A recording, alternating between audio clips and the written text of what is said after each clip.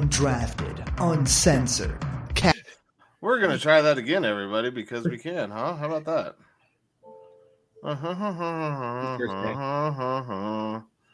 We'll just see if we can. We'll see if we can restart it. Don't worry, everybody. It's okay. We're getting it figured out. Everything's fine. Totally professionals. Let's try this one more time. Let's see if it starts up where it left off. Oh, I know what to do. Here we go. Boom, boom, boom, boom, boom. Don't worry, everybody. I think I got it. Welcome to the Undrafted, Uncensored cast of pod. Hosted by Nick Archuleta. Mosted by Colin Zanger. And last but certainly is least, Joseph Goodwin.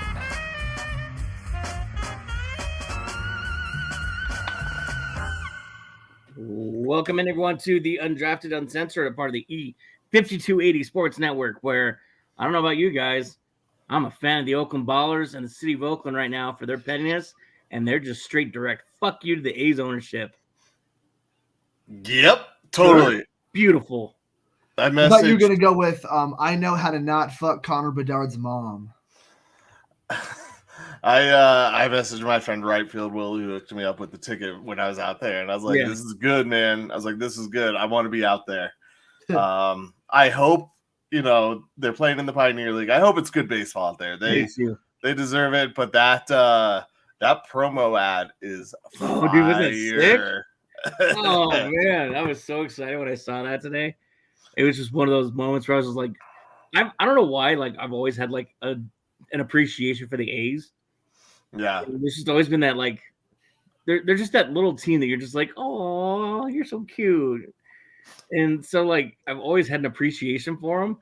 And, when they were moving, I felt bad for, the legit A's fans. Yeah. But when they threw that promo out there today, I was like, oh, hell yeah.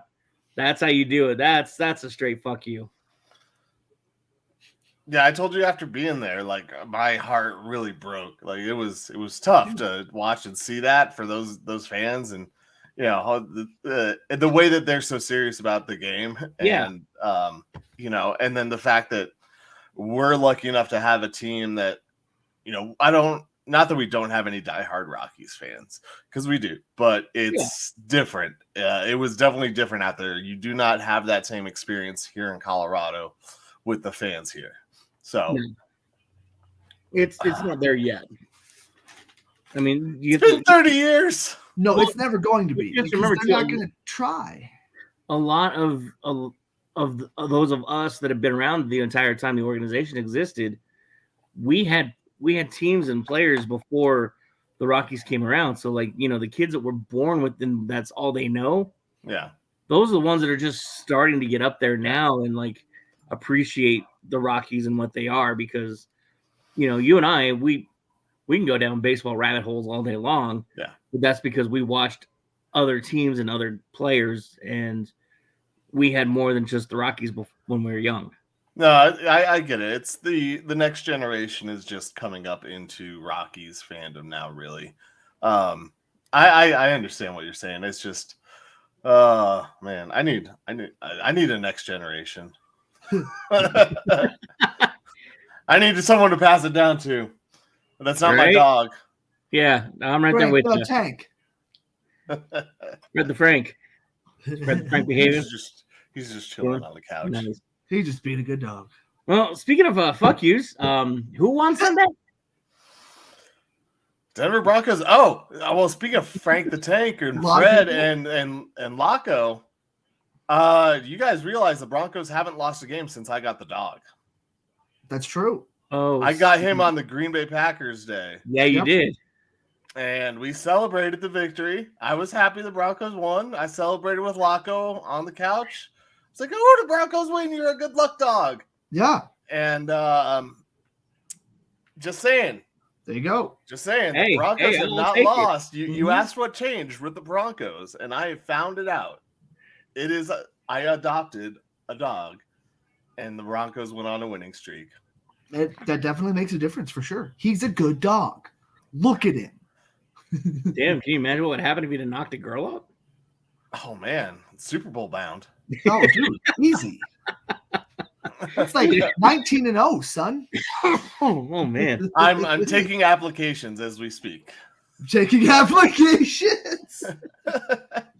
If you want the Broncos to win a Super Bowl, background process, people. We are currently Weed 'em scouting out. talent. I mean, it took me a few days to pick the dog. You got to think about the mother of my child, what that's going to take. Way less time. Yeah. Well, probably the starting part. The conversation will be longer than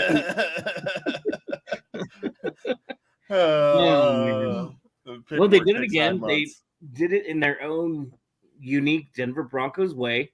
Yep. Which is barely. You know, but I've always been told it doesn't say pretty in the win column. No. It just says win. That's true. And you look at this Broncos team, they found a way. I mean, they're still not getting McLaughlin a whole lot of carries, but between Javonte and Pirine, they have a decent balance now. They're giving Russ opportunities to go deep, albeit not that often. I mean, I think some of that's still they don't have faith in him. Yeah. And there was one I found it on Twitter the other day, and I don't remember if I shared this one or not, or if it was one of the ones that got lost in the fold. It was just showing how the Broncos were setting up everything with their blocking scheme on a run with Javonte because they were having a guard pull and come around to the right side. So that was forcing the middle linebackers to start coming around the edge, where once they started doing that, it obviously opened up the middle where you can cross blockers or, you can pull the center over a little bit more to create a different hole for Javonte or Pirine to go through. And we never would have seen that week 1, 2, 3, 4. This is a Broncos team that has taken a lot of instruction, and they've gone from a WTF team to a winning team. And do you think any of it has to do with maybe Peyton kind of lightening his load a little bit too? Nope, all has to do with me getting a dog. That's it, 100%. All right, moving on to the Avalanche. Just kidding. Yeah. Figured it out. I mean, maybe lightening his load. The defense is getting a lot of turnovers and making it easier on the offense too. Mm-hmm. I don't remember the last 80-yard drive for the Broncos.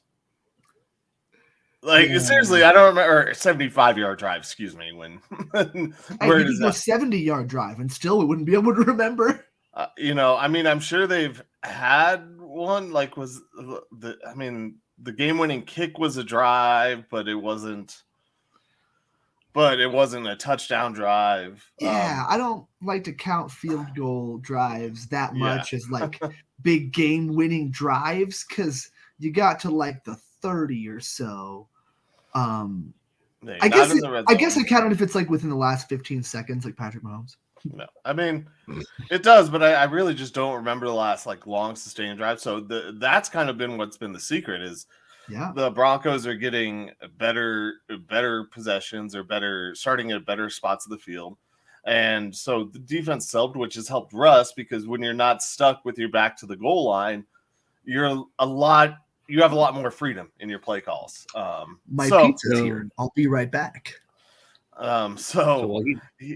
He has those opportunities, but then also part of it you have to say is on these other teams also giving the Broncos these chances. I mean, why was DTR throwing the ball that much? What were the Browns doing? They don't know. They didn't run. I mean, I knew they weren't having a ton of success running the ball, but you gotta run the ball against this Broncos team to have success. That's what the Dolphins showed you earlier in the season. Yeah. So yes, it is. Part of it is better play calling, giving Russ some better options. But I think a lot of it is just the Broncos are being set up way better than they were earlier in the year. They're not starting with behind the sticks. I mean, even though they're still getting third and forever sometimes, that's got to get fixed. But yeah, but I mean, I can handle a sack or two of Russ compared to 5, 6, 7, and he's just running for his life back there. So I was looking at the play-by-play real quick. Their first drive was 9 plays, 80 yards. 4 plays, 13 yards on the fumble. Oh, that was the They scored a Samaje P touchdown. run. Okay, no. I was like, Samaje P run wasn't a drive for a touchdown or 80-yard drive. Sorry, go ahead. So their first drive was 80 yards. That was the first drive. Oh, that was the Lutz missed field goal, right? No, that was 7-0. They just drove down and scored right away. Okay, so Samaje did get. Okay, so that was the very first touch. Okay. Yeah, Piran with a 3-yard touchdown. 13 plays, 80 yards for another touchdown. Yeah, that was the Will Lutz extra point was good. So that was the Russ. I'm sorry. That was. Hang on, I'm trying to read this. This is weird. You're weird. Yeah, Russ ran in for the 2-yard touchdown. That's the Bengals. We don't care about that. 70 yards. So I mean, they're making good progress, I guess is what I'm trying to say. Yeah, and like you said, the defense giving them short field too is obviously the biggest key to all their success. Because if you can go in there and I mean, we were worried about the defense just eating that line alive. Yeah, and it helped Myles Garrett got hurt. Yeah, I was gonna say once Garrett got hurt, it was open to anybody at that point. By the way, can we stop with this Garrett Bowles shut down Myles Garrett bullshit? I mean, it sort of has happened. I mean, this game doesn't count because he got hurt.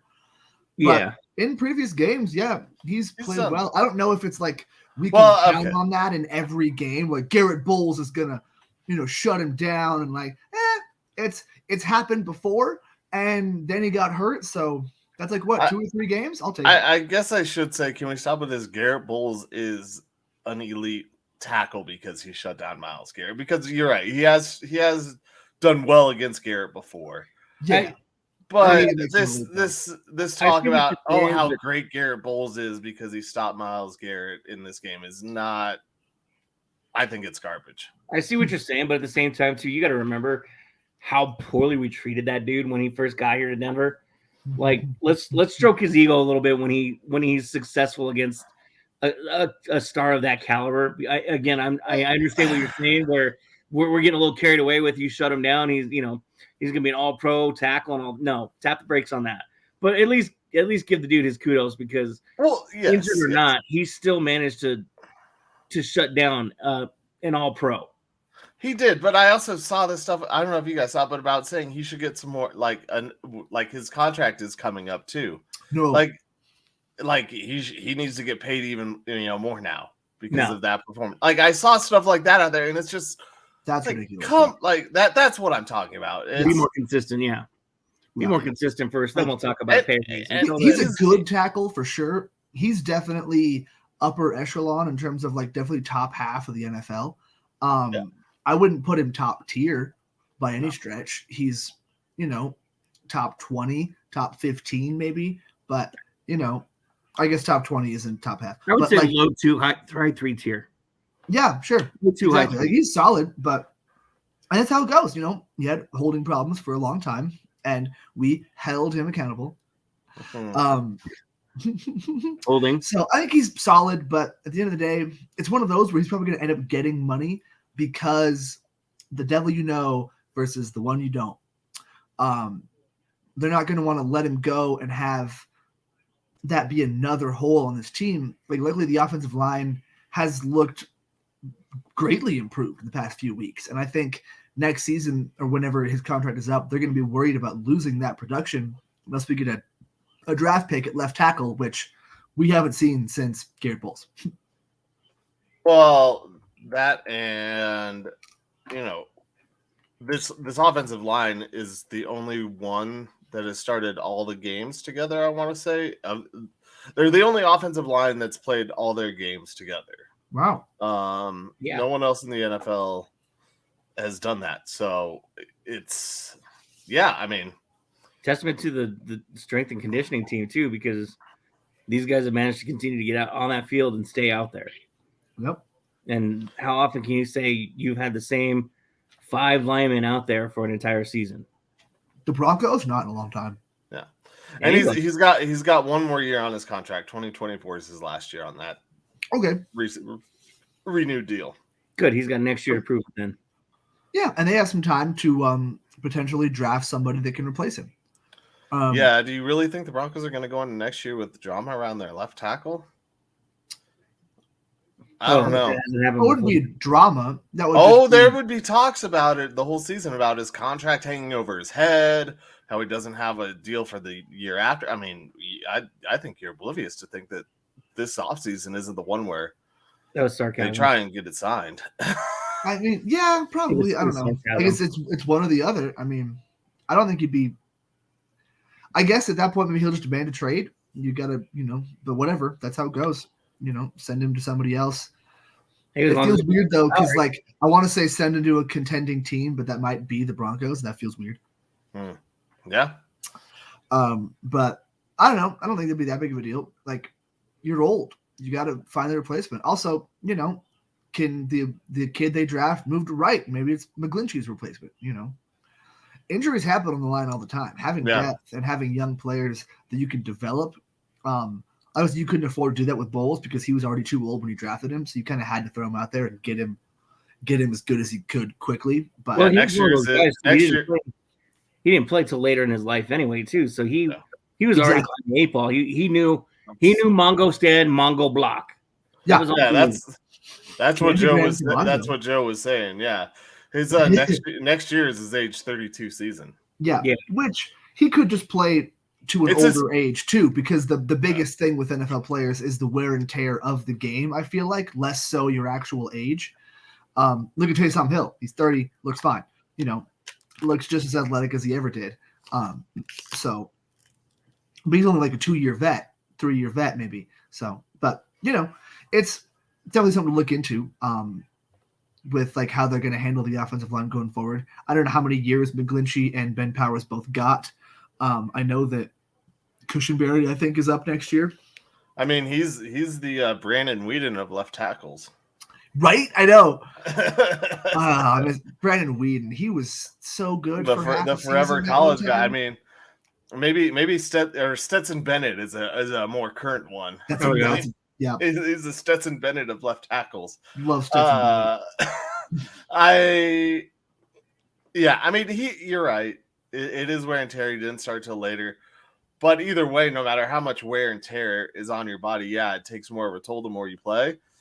The older you get, the harder it becomes to recover, no matter what type of wear and tear is on your body. Oh, yeah. Your body naturally just breaks down. And so, Garrett Bowles going into age 32 season, I think that this is the offseason the Broncos have to decide if they are going to try and get another left tackle.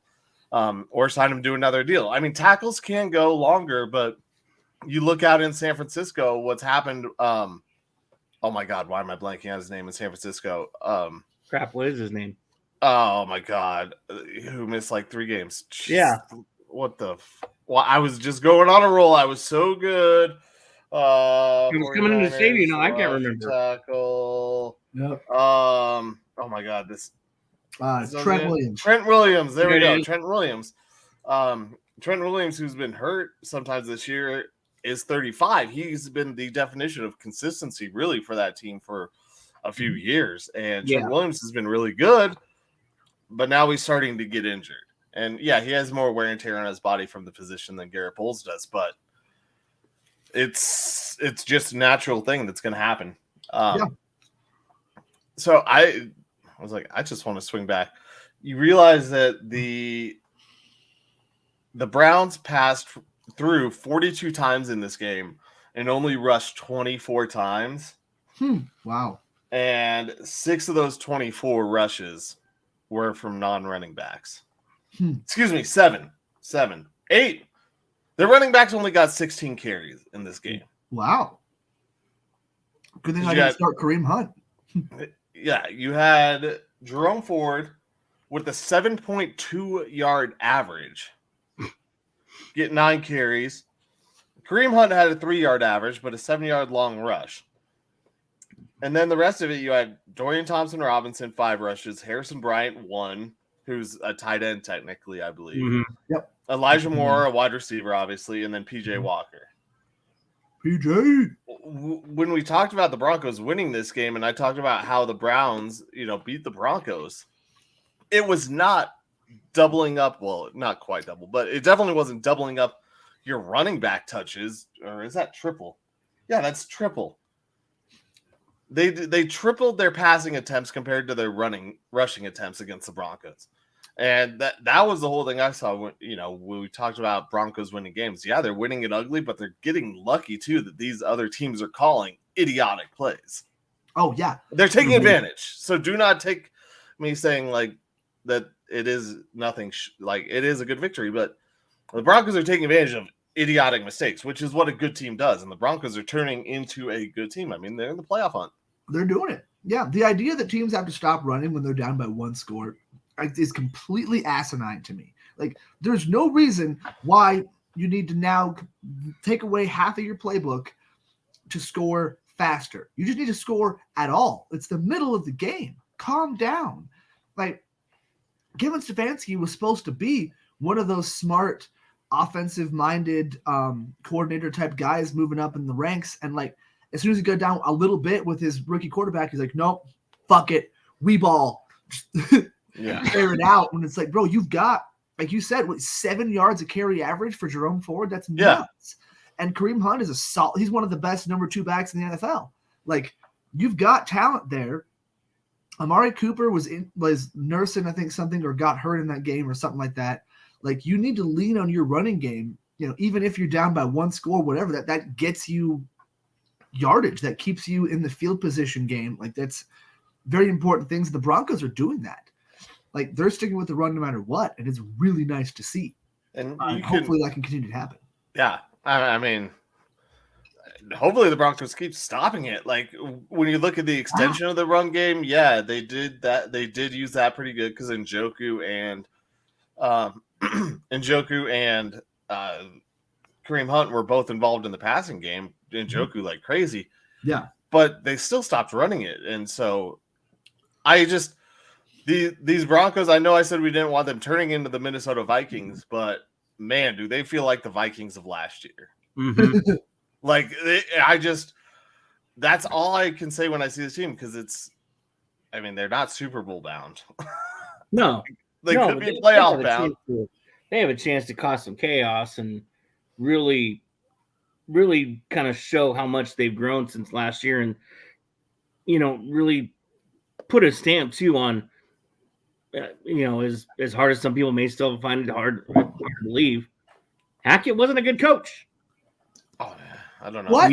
They struggled through that for the first 5 weeks. We saw it happen, and now that those bad habits have pretty much washed themselves away, we hope they're a middle of the road team, which is, again, winning is going to get more people in here. I know draft picks were a big thing, but winning is going to get more people in here too.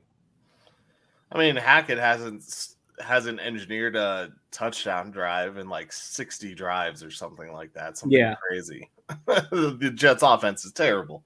Yeah, they have Ron and he can't throw to his boys because. Yeah, I was gonna say the only reason Hackett is still working is because Aaron Rodgers still has a chance at coming back. Aaron Rodgers probably coached him more on coaching than he has on what's actually going on the field. Well, yeah, because LaFleur called the plays. Yeah, LaFleur. Yeah, Med LaFleur. LaFleur. Like, I don't know who the OC was in New York last year, but they look worse this year. Like, whoever their guy was last year, he's like their version of Pat Shurmur. Like, I was just gonna say it was probably Shurmur, and it was worse than it is now. Like, we thought this was bad before, but now, oh man. Let me tell you a story. So I wonder, that's a big, actually, kind of a fun point, is can they afford to keep Hackett? Like, is that a conversation they have to have with Aaron Rodgers where, like, sorry, bro, I don't care how much you like this guy as a person. It was Mike LaFleur. It was Mike LaFleur last. It was Mike LaFleur. I thought it might have been. Yeah, it was. I was when we said that, I was like, wasn't it LaFleur there too? His brother, yeah. That's so good. Yeah, there's no way Hackett's better than that guy. Yeah. No. Well, yeah, because he got Mike White and he had Zach Wilson. I mean, Zach Wilson wasn't great, but Garrett Wilson was still scoring touchdowns. One of the reasons why he was still, I mean, besides Aaron Rodgers, Garrett Wilson showed flashes last year. Yeah. But Mike White had a few hell of a games that were like, oh my God, this guy's the next coming of, whatever. He's the next Gardner Minshew. Nice. Yeah, there was some excitement around that offense, and that the offense would only get better with Aaron Rodgers there, which is true. But all it takes like 4 plays, yeah. Just a snap. Yep. Janos was right the whole time. just a snap at the Achilles. That's all it took. Just a snap. I don't know. It was a fun game to go to. It was a fun game to watch. I never thought like football 101 would be so much fun to watch, but just seeing the Broncos break it down just as basic as they are right now, and to be able to carry an entire team into victory with what really shouldn't be working all that well. It's pretty awesome. Yeah, you said football 101. I mean, it is going back to old school. Joe, are you frozen? You're stuck again. Yep. Oh, there you he's go. back. But I was gonna say, you were frozen for a second. Well, the Broncos were, old school football. The Broncos rushed the ball 39 times. 11 of those were Russ's, so 29 running back. 28 because Marvin Mims had one. 28 running back rushes, and they had 22 passing attempts. Sounds good to me. They're spreading it around. They're still doing just enough that they can't be predictable. They're making adjustments at halftime. It's does it say what the yards per pass were? I feel like the Broncos have really shortened their yards per pass to just getting some completions for a few yards. And that's made a big difference, I think, too. Is just taking more completions for less yards instead of those crazy deep balls constantly being attempted. And then now they actually get to hit some of those deep bombs because they take those quick passes too. He was 13 of 22 for 134 yards, and there was a 6.1 average on his passes. That sounds about right. Yeah. 5 or 6 yards. That also doesn't include. There's another metric that shows the yards per attempt. It's not on ESPN. Yeah. You got to take a deeper dive. Yeah, but that's the yards per completion there. What you're really looking for is where his average depth of target is. Average depth of target or air yards. Yeah. The depth target is the one that shows you if he's throwing these screens and these guys are taking it, or if it's bomb passes. Like for example, Cortland Sutton had a 20-yard receiving average. Yeah. Yeah. But we know that he wasn't catching balls, no, 30 yards down the field, 40 yards down the field. So, you're looking for depth of target there. But yeah, I mean, the Broncos, and that's going back to the extension of the running game that Cleveland didn't do, and what these teams haven't done. You haven't seen them try and get these linebackers who I'm still worried about them in coverage. I mean, it doesn't matter how good they played. Like you get a good tight end or a good running back out there, it's pucker time. Yeah, it's getting Houston tough. Houston does have a pretty good running back right now, so we are a little concerned with that. Devin Singletary's had a few games in a row now being able to put up some numbers, and they do have Dalton Schultz from the Cowboys. Damian Pierce is there too. Yep. So they've got tight ends and running backs that can hurt the Broncos for sure. So they've got to be concerned about that. I don't know if Drew Sanders has gotten a ton of time this season, but I'd like to see him as a faster option, unless he's just not ready, and then you just stick with your big slow white dudes that go hit people. Well, playing off of that, last week the Houston Texans lost their game and they weren't running the ball. They stopped running the ball. Also, when you look at their victories over the last few weeks, they ran the ball. Devin Singletary was a man who looked like he was reborn in week 10 or whatever. Yeah. Week 9. I have him in fantasy. It's been great. Yeah, all of a sudden it was like, oh hey, were running the ball, they were winning these games. And granted, they were closer games, but they kept running. And last week they went away from that. So we'll see. I mean, we're fixing to find out this Sunday at 11 a.m. Yay. Y'all gonna start taking the Texans now? If the Texans decide go with what they tried last week and lost with, or if they try to go back to what they were winning with. Yeah, it's going to be an interesting thing, because once again, the Broncos could get lucky if they think that their identity is just CJ Stroud. Him going up against these cornerbacks the way they're playing, bad idea. Yeah, no shit, bad idea. And they've really lucked out to find that running game in the past few weeks, because they looked like one of those teams that was going to be like, well, they're on their way, but they're not quite, playoff contenders just yet. And all of a sudden, they're literally in the wild card, I believe, right now. The Texans are not. The Broncos and Texans are the first ones out right now. Really? They got bumped. I haven't looked at the standings this week yet. I've been distracted with other stuff, but that's crazy. That's awesome. Pittsburgh is still in with their win last week. Yeah, which made me angry. Who else is? One other team is in. I'm pretty sure the Texans Baltimore, and Broncos It's Cleveland, Pittsburgh, and let's see. Yeah. Cleveland's ahead of the Broncos because they have one more game on the Broncos. Is that right? Yes. The Colts. The Colts is the seventh one. Okay.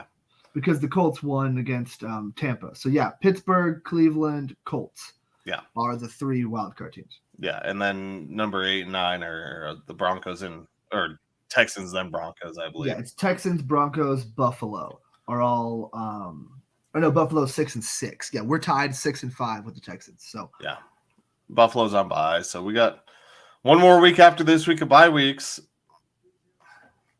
Yeah, this week's been great for me. I love all my players being on bye. I'll tell you, my brother-in-law loves it because he needs you to lose bad. I know. I'm going to lose. I'm looking at next week at this point. For the folks at home, I have Stephon Diggs, TJ Hawkinson, and Zay Flowers all on bye weeks. Also, I have Aaron Jones and Jonathan Taylor, both of which are injured. Yep. It's looking great. Oh, and Deshaun Watson. I have Deshaun Watson, too. I don't know why you still have him, but okay. Yeah, I don't still have him. He's been gone, but that's who I had. Like, that's what I'm dealing with here. But I can't talk too much. Nick had Joe Burrow. Poor bastard. The Cincinnati stack did not play out. Much like the Kansas City stack did not play out this year. No, it didn't. The bad luck is aplenty. Yeah, the Buffalo stack would have worked if it wasn't for your fucking cousin. Well, brother-in-law, but also brother-in-law? I thought he was your cousin. No, he's my brother. He's married to my sister. That's hilarious. He's in my phone as Colin's cousin. We met at the watch party. Anyway, back to sports podcast. I mean, the Buffalo has actually been Buffalo has been really good. I mean, Josh Allen's still number one quarterback or top 3 quarterback. It's just that the quarterbacks this year have regressed back to the mean as far as fantasy goes. But a lot of them, there haven't been the consistent blow up performances from any quarterback. I mean, we looked at CJ Stroud and what he did a few weeks ago, setting the rookie record. There haven't been a lot of those record making, breaking type of games or high scoring touchdown throwing games. Yeah. We've seen, like I said, I think a regression back to the better defenses, cornerbacks being ready for the way they're getting calls. Yeah. Defense was championships. We see this happen how the NFL goes in swings, and we'll see if next year it goes back to the quarterback. But I think that there's probably a good 2 or 3 years of maybe quarterback play that is still really good, but it's not the light 'em up, scores that we were used to over the last 4 or 5 years. Yeah, to quote Rob Schneider from Chuck and Larry, life is like a circle. Oh man, well, I mean, obviously we'll talk more about the Broncos and the Texans coming up this weekend. Just wanted to recap that awesome win that they had on Sunday that went way better than I think any of us expected it to go. Yeah. So we'll go ahead and move on to the ice real quick. And the Avs are turning it around now. If you get rid of that, whatever the hell that thing was in Nashville, they're on a hot streak, 7 out of 8. And new guys are starting to make their presence known now. One in particular, Ryan Johansson. Hansen.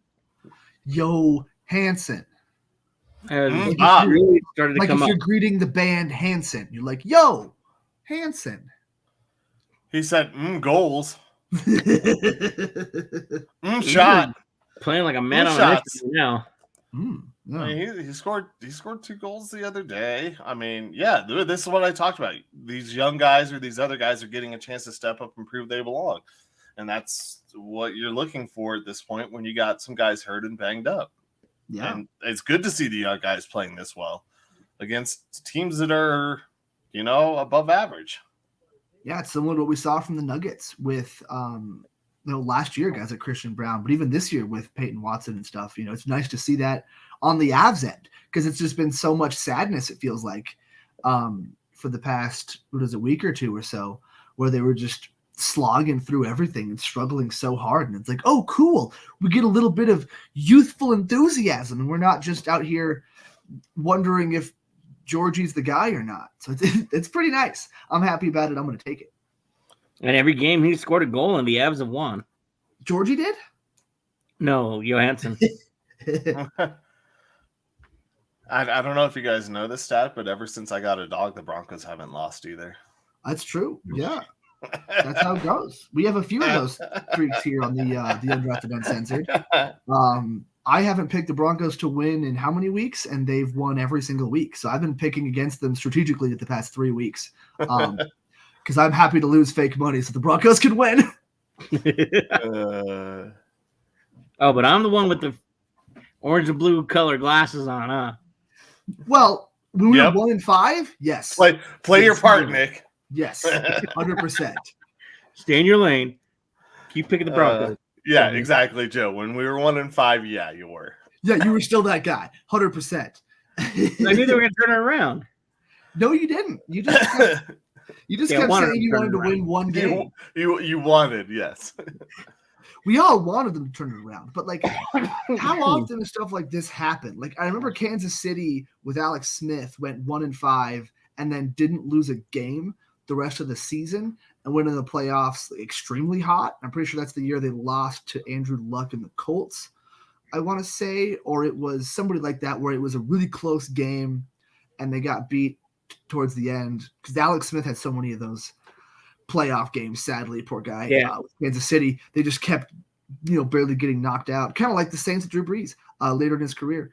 But that so seldomly happens where a team goes 0 and whatever. Like the Broncos with Tim Tebow, I think went 1-4. The Chiefs went 1-5 with Alex Smith. Obviously, we went 1-5 this year. That's massive. So I'm just enjoying that aspect of it. The fact that the hipster in me gets to be excited for all the the lower tier guys on our teams. Getting to see Mike Purcell out there still rocking it after being, I'm pretty sure, very low drafted or undrafted or a journeyman for 4 or 5 years before he got here. So yeah, that's been really nice. Rams and Buffs are about to kick off on hardwood. Mm-hmm. Fun. So you guys know Nuggets are about to play too. Yep. Buffs are gonna crush. Is it men's or Murray women's? back tonight? You shut up. No, I'm serious. Is it men's or women's? No, I'm still calling to shut up. It's men's. Oh, okay. Well, that's less guaranteed, but they're still good. Yeah, number 20 CSU is hosting the unranked Buffs. So there's that. It's CSU versus the Buffs? I didn't realize that. That's dope. I'm going to try to watch that. The Nuggets versus whoever can probably wait. Nuggets and Thunder? Ooh, I do want to see that. I like the Thunder. No, Rockets. It's the Rockets. You're good. Oh, okay. You're safe. I still like the Rockets, but not that much. Yeah. They don't have my guy Lou Dort. Well, they're going to play the Nuggets twice in 2 weeks, or 4 times over 3 weeks, because the Rockets and Nuggets, because since the Nuggets are not in the in-season tournament anymore, Thank God. They get to play, I think, at the Clippers, and then they come home to face the Rockets. So those are the two games they're making up because they're not in the tourney anymore. Okay. Yeah, well, honestly, the Clippers again. Send it. Yeah, I'm good with that. Yeah, get those out of the way now. I'm sure the Clippers are really looking forward to it too. Yeah. I don't want to see when the Clippers finally get like their mode kind of figured out, so that they can win without having to have James Harden out there doing his thing. Because when James Harden can't get it done, the whole thing falls apart. And they were 0 whatever when he first got there. So I don't want to play them too many times once they've got it all kind of gelling. I want to wait for Kawhi Leonard to get hurt first. But here's my the question. Rockets, one of those teams that are going to constantly get better too, with that defensive mentality. And Alperen Şengün kind of being like another diet Jokic. Like he's more of like a diet Sabonis, and Sabonis is diet Jokic. I hope he gets a triple-double tonight, by the way. Şengün? Yep. Hell yeah. Here's my question. That's a good pickup. Well, how is the PA guy? Do you give Popovich a microphone? I think he demanded Popovich. Like, yeah, you let him address the crowd. No, and you wasn't don't. wrong. You don't let him address the crowd. Absolutely, you do. It's Greg Popovich. This is going to be great entertainment. This is going to be great for TV. Like, people are going to buy more tickets because next time, what if Pop grabs the mic again? Like they want that. That's big money at that point because they're not playing to win right now. They're playing to get Wembanyama good. Popovich is him. He is the daddy. All right. He is him. Like, and give me a break. Think about the name, like coach and coaching lore, like the names. He is one of those guys. Whatever. Like, would you give Mike Shanahan a mic? Yeah, you give the mic to Mike. Nick's trying to say no, but he knows he wants to say yes. And Mike Shanahan has to address the crowd at Mile High Stadium. You give him the mic. Yeah, you do it. It's just so weird. Like, I mean, you don't give a brand new coach the mic in his first year. No, a guy who's been there forever and won championships. Like Pop, I mean, Pop's got like almost as long a history as Bobby Knight. Yeah, Bobby Knight was known for he addressed the crowd too. Bobby Knight addressed a lot of things that he probably shouldn't have. Yeah, well, yeah. In ways he shouldn't have. I mean, I'm not saying that it's right, but you just do it. Yeah. These guys are grandfathered in to do whatever the hell they want. I mean, and you also got to understand like how much Pop loves Kawhi. Like Kawhi was that youth movement that came in with Duncan and Ginobili and Tony Parker, and they won a championship. I was going to say he did help Kawhi them. was there. Like if they don't bring in young Kawhi for that 14 Spurs, they're not going to. But they're still going to be very good. But I don't think they're going to be like one of the best teams ever. Like that was probably the best Spurs team ever. Yeah, he won it. Then he went to Toronto and won it. Yeah, no, Kawhi is definitely Yeah, well, but it's really just like that's how much Pop loves Kawhi, and like he was so sad to see him go. But at the end of the day, they weren't going to be able to afford him because that's not the kind of team the Spurs ever really have. So whatever. And yeah, he won it with Toronto. So him coming back, and I can see why the fans were irked to an extent, but like. Your organization didn't keep the guy. Like it's how it goes, But they wanted, and Pop wanted to leave. He was still hurt from the whole trade thing. I guess that's kind of where my mind's stuck. Well, you got to think about too from his point of view. Like the Spurs were headed for a rough rebuild time, and if they didn't get lucky and get Wembanyama in there, Wembanyama in the draft lottery, then they're still waiting for that like. Great player to help them boost up. So Kawhi's not going to spend the last like 5 years or whatever. So they've been singing a lot of U2 songs is what you're saying. But no. I still haven't found. No, Kawhi did. He found it. No, but that's what they were doing before they got Wemby. And then he found it again. Yes, the Spurs, they finally found it in Victor. For sure. They didn't even know they were looking, but he was 7'4". It's hard to miss. Dude looks like a freaking baby deer out there, though, sometimes, man. Yeah. Yeah, he looked like a baby deer getting 4 blocks on the Nuggets. It's Yeah. more than 2. Well, the dude didn't even have to be in the area code.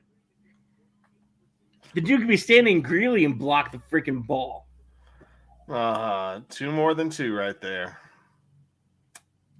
Of course he did. 2 more than 2. That's he got 4 blocks against the Nuggets. Oh. Yeah, it's more than 2. Bitter party of 1? Yep. How the hell did he not get 2 blocks? Why did Joker shoot that last shot? Yeah. Why did Joker shoot the last shot? Bastard. Go race horses. Those sons of bitches just right? playing well. Or in Victor's case, not. See, Jokic did something that he does consistently. Wembanyama didn't do something that he does consistently. Yeah. I still think it's Nick's fault for picking against the best Nugget ever. Like that, come on. It was perfect. It was all set up. He just if it was perfect, you would have won. No, it was perfect. So he decided to get selfish. All right. Let's go ahead and move on. We've been talking about this for a while. Hot stove's starting to pick up. And I figure what better time than right now. Broncos are winning. We're happy. Nuggets are out of the play-in tournament or the in-season tournament, so I'm happy. So we're happy. The Avalanche are winning again, so we're happy. Let's write a letter. The Rockies haven't done anything, so we're angry. I'm not angry. I'm actually not angry. Well, they've done one. Winter meetings start next week, so I'm not angry yet. Let's give it some time. Who knows? They may check in on Shohei Ohtani.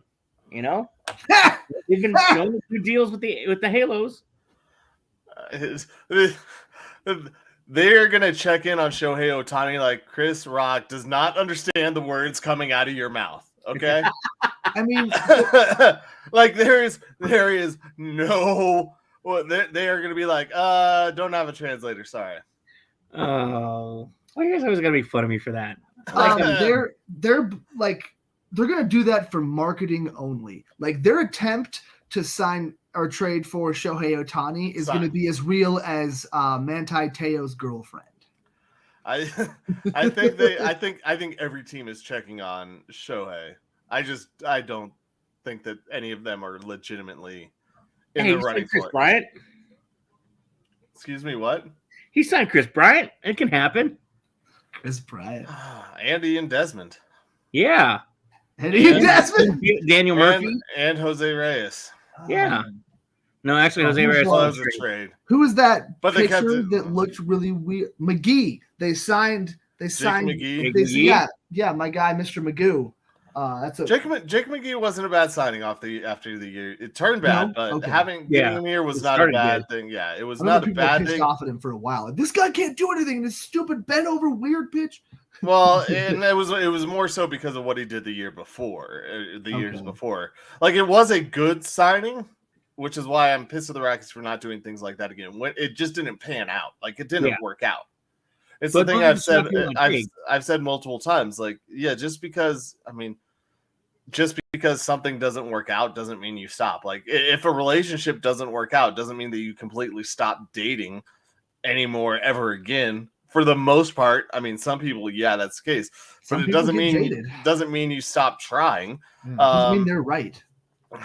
But yeah, just because some of these things haven't worked out for the Rockies, it doesn't mean that they shouldn't stop trying. So, Nick, to your letter.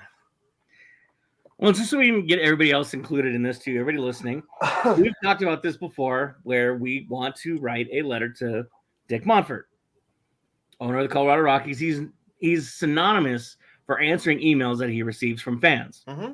And the fact that he is known to do this and it wants to interact with fans, we decided that was a good opportunity for us as a podcast / fan-run podcast, because we don't have press credentials.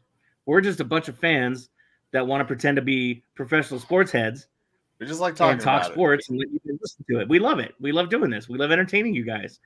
So we decided we were going to one day write a letter to Dick so that we can see if he'll come on the show and talk strategy with us. What's the worst he's going to tell us? No. Once again, you don't stop asking people out on dates. Yeah, exactly. Like I sent a demo to Odyssey for a Yankee opening. That I get a phone call or an email back? No. Do I care? No, because I'm going to keep doing it. Actually, I'm going to have to send a demo to Arizona. Turns out they're looking for someone new. Yeah. So I got to work on that this weekend. But that was our intention, is to, as fans, interact with him, get him on camera, get him on the show, and see if he'll just, even if it's 10 minutes. You know, I don't want to take a whole lot of his time, but I just want to have a little fun with this because he does interact with fans. We have questions that we want answered that the media doesn't always ask. And again, the worst he's going to tell us is no. Yeah. He's definitely going to tell us no. Yeah. Okay. Yeah. I mean, he might not. But especially as fans, and like for someone who grew up watching the Rockies and he wants them to succeed so badly, like it'd be, if he were to say yes, it would be part of like a full circle kind of moment for me. Yeah, you know. Yeah, like if you'd have told me when I was in high school I was able to interview Dick Montfort on a podcast, number one, I'd have told you were crazy because there was no way I was going to be on a podcast. Yeah. And number two, there would have been no way I'd be asking that man questions because I probably would have like locked up with vapor lock or something. Shut down. I can't find the words. My computer's frozen. Yeah. Tick, tick, tick, tick. Hello. I don't know what to do with my hands. Continue eating pizza. Well, yeah. Hold on. Let me set it down. Now I can use. I don't know what to do with my hands. So, to start this off, dear Mr. Montfort, we are a collection of idiots. We don't lead with that, but I'm here for it anyway. Let's continue. We are 3 sports fans who have a podcast. That so far it's accurate. There's 2 times per week. Uh-huh. And we are based here in Denver. As passionate sports fans, we want to see all the Colorado teams succeed. Yeah. Hang on. And we would like to start Hang on. I can Colorado Rockies as a Colorado sports team. As passionate sports fans, I'm sorry, say it again, Colin. As passionate sports fans, we want all Colorado sports teams to succeed.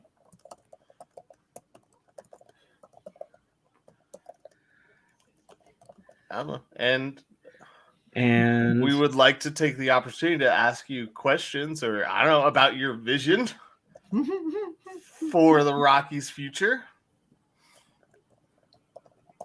I don't know. When do you plan on selling the team? No. That's not good. That will not be one of the questions that we ask. Yeah, we're not asking about selling the team. We're not asking him to fire himself. How much? Yes, yeah, no, that's actually good. We are not here to ask you about selling or firing yours. Or you probably hypothetically, how much money would it take for you to sell the team? Yeah, I was like, it'd probably be good to be like, yeah, we are not asking you to sell the team. It would really be. That is not part of what we want to do. Not all of us are asking for you to sell the team. 3 sports fans podcast 2 times per week. On various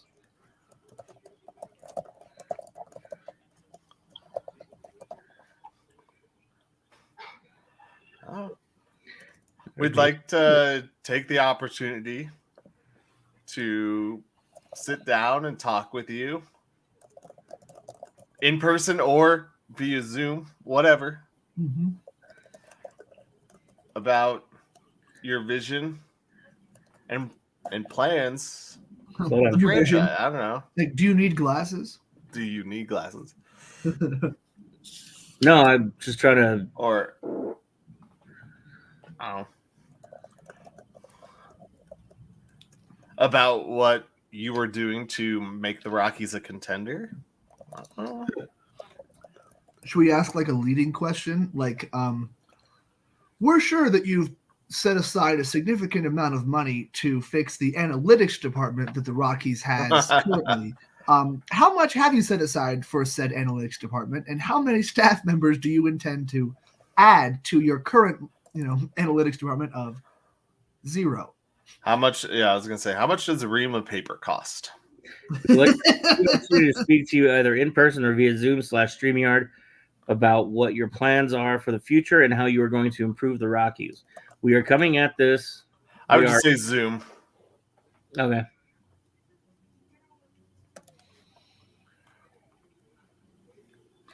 We're not coming into this as members of the media,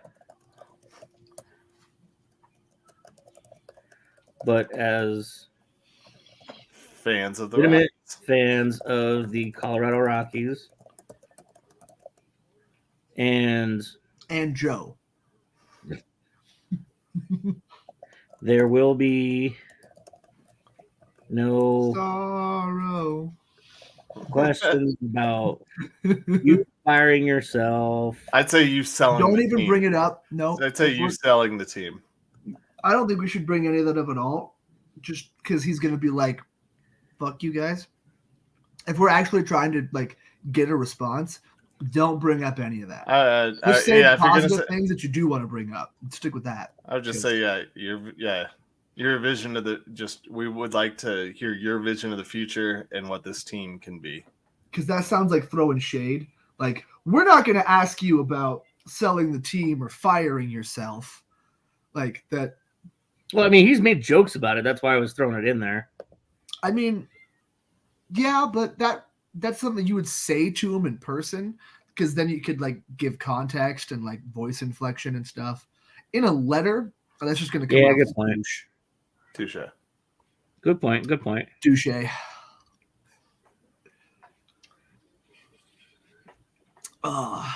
We're not coming into this as members of the media, but as legitimate fans of the Colorado Rockies, and know how much fan interaction does mean to you. And would mean to us.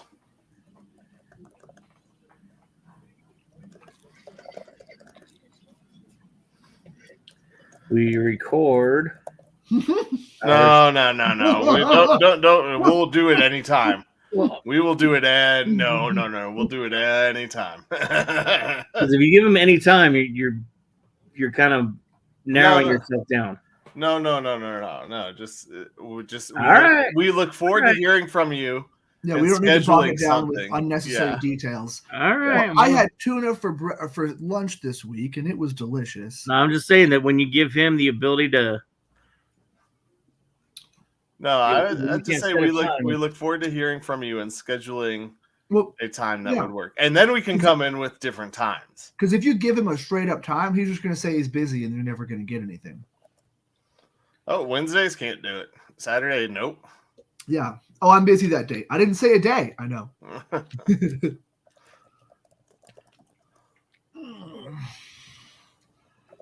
It's funny. I can't tell sometimes if you're just lost in thought or just frozen on the screen.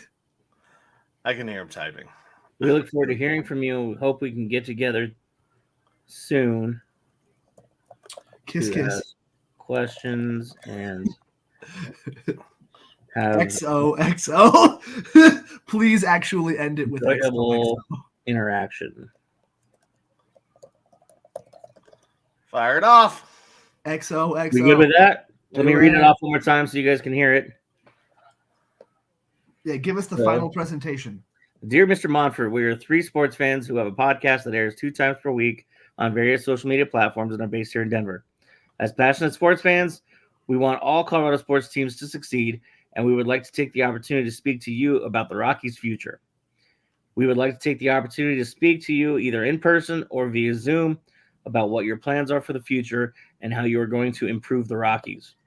We are not coming into this as members of the media, but as legitimate fans of the Colorado Rockies, and know how much fan interaction does mean to you, and it means to us as well. Also, we're sort of members of the media. We look forward to hearing from you and hope we can get together soon to ask questions and have an enjoyable interaction. I like it. Sure. All right, let me figure out. Sincerely, Undrafted Uncensored. X. Archuleta. You can put, Colin, Joe, Nick, the guys at Undrafted Uncensored. Yeah. Colin Zinker and Joel Goodwin. Oh, we're doing full names. Yes, we're doing full names because Yeah. follow Undrafted Uncensored. Let's see if I hope we get a response from Mr. Montfort. This would be great. At least a response. We're firing off that email. We're getting there. Undrafted Uncensored podcast crew. Sure. There you go. There we go. We're the crew. Fire it off. Stand by. Got to save it to the desktop real quick. Save as. Fire it. You fire it. How about while I fire this off? Colin, it's time for you to take over anyway. So while I type, why don't you go ahead and get us into the victory formation? This is a nice segue. This is the victory formation. All right, boys, here we go. Best play in football. 6 right tight diamond victory on 1. Break. Okay, 3, 2, 1, it's jam. The Pick'em segment proving that Colin Zanker is the most humble man in the history of time. Least. Featuring Nick Archuleta wishing he was somewhere else. And Joe Goodwin just kind of winging it. Oh, that's right, everybody. We are here in the victory formation, and some of us are more victorious than others each week. So let's just dive right in as we talk about victories. One person decided to go 3-1 this week. One person went 2-2, and one went 1-3. Any guesses on who? I went 2-2. I'm one of the other ones. Well, you're both wrong. Maybe. Nick ends up at 3-1 this week. Oh, Joe at 2-2, and I was 1-3. Let's talk about the games that we picked. We chose the Ravens versus the Chargers. I idiotically went with the Chargers, who have lost their offense because they were at home, and I thought the Ravens were coming off an emotional win. That was the Chargers don't have a home. Well, that's true too. But at minus 166, both Nick and Joe won 16-02 there.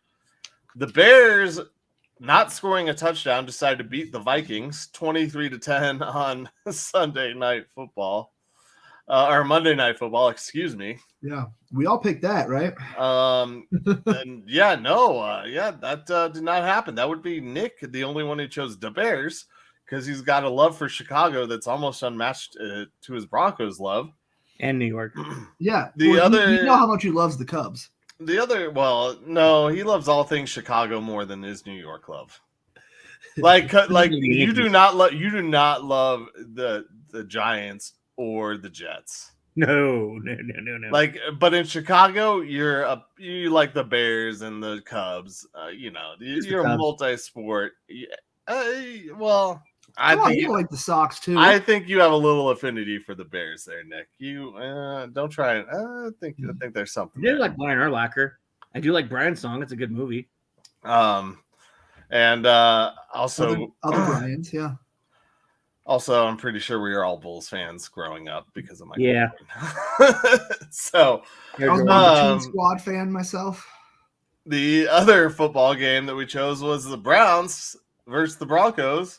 Mm-hmm. Nick once again decided to go with the Broncos and get victorious there, 18-20 on that one. And then the only non-football game that we picked, the Ducks versus the Oilers, in the lowest winning margin of the week at minus 265. The Oilers stomped the Ducks 8-2.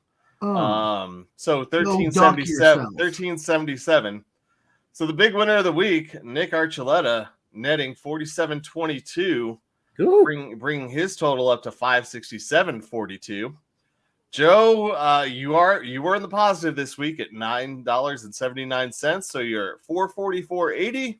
I made $9. I lost $16.23, bringing me down under $9.50. I'm at $947.70.